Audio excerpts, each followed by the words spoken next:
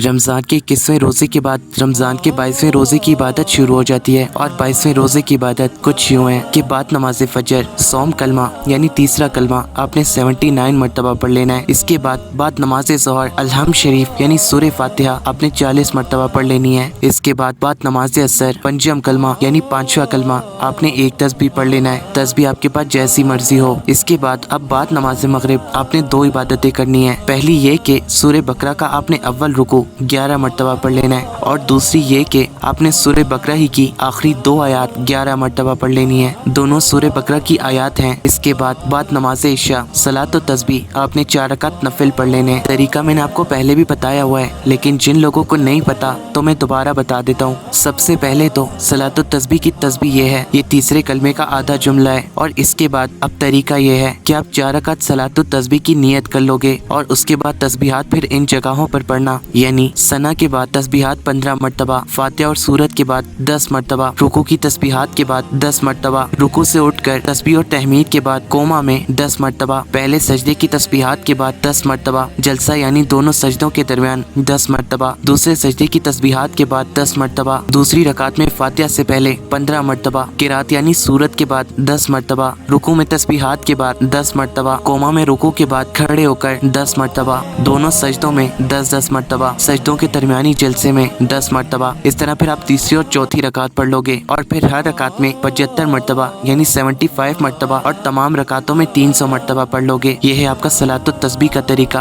और अगर आप कहीं गलती से पढ़ना भूल जाते हैं तो फिर आपने अगली दफा अगले रुकन में गिनती पूरी कर लेनी है। यह है आसान सा तरीका सलात व तस्बीह का। और सलात व तस्बीह के 4 रकात नफिल के बाद अब आपने इशाई की नमाज के बाद दुरूद शरीफ 40 मरतबा पढ़ लेनी है। ये है आपके नमाजों की बाद की इबादतें जो कि 22वें रोजे को बताई गई हैं। और रही बात नफिल या इबादतों की, तो वो आप अपनी मर्जी से भी पढ़ सकते हो, यानी जितने चाहो नफिल पढ़ो, जितनी चाहे इबादत करो। और रमजान के 22वें रोजे का दिन का जो सवाब मिलता है उसके बारे में हजरत मोहम्मद सल्लल्लाहु अलैहि वसल्लम ने फरमाया कि 22वें दिन अल्लाह ताला मालिकुल मौत को जिस तरह अंबिया अलैहिस्सलाम के पास भेजता है, इस तरह तुम्हारे पास भेजेगा और मुनकिर और नकीर के खौफ को तुमसे दूर करेगा और दुनिया के हमो गम और अज़ाब व आखिरत को तुमसे हटा लेगा। सुभान अल्लाह, इतना ही ज़्यादा अजर है। जज़ाकल्लाह।